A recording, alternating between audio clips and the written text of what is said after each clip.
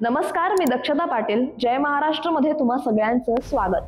पुणे शहरातील प्रसिद्ध बिल्डर विशाल अग्रवाल याच्या अल्पवयीन मुलानं भरधाव कार चालवत दोघांना चिरडल्याची घटना काहीच दिवसांपूर्वी घडली. त्यावेळी धनिक पुत्र असलेल्या या अल्पवयीन आरोपीवर पोलिसांकडून करण्यात आलेली कारवाई आणि त्यानंतर त्याला मिळालेला जामीन यावरून हे प्रकरण राज्यातच नाही तर देशभरात प्रचंड गाजलं. परंतु आता याच अपघात प्रकरणात अनेक धक्कादायक खुलासे समोर येत आहेत.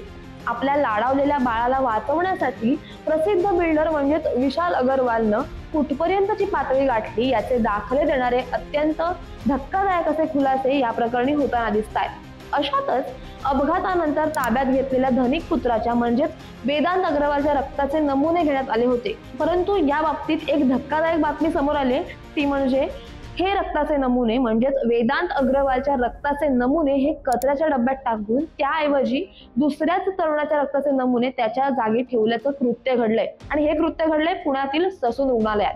पुण्यातील ससून रुग्णालयातील 2 डॉक्टरांनी वेदांतच्या रक्ताच्या नमुन्यांमध्ये फेरफार केल्याची घटना घडली. या दोघांनाही सध्या पुणे गुन्हे शाखेनं ताब्यात घेतलं असून त्यांची सध्या कसून चौकशी सुरू आहे. यासोबतच या प्रकरणात ससून रुग्णालयातील शिपाई अमित घटकांबळे याचाही सहभाग असल्याचा अंदाज वर्तवला जातोय.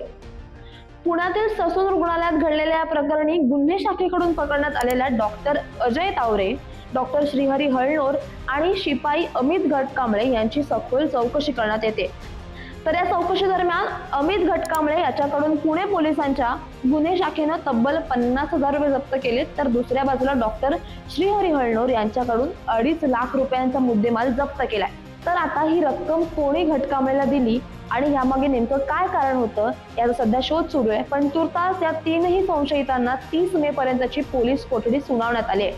तर आता या प्रकरणात पुढे काय होणार हे जाणून घेण्यासाठी पाहत रहा जय महाराष्ट्र न्यूज.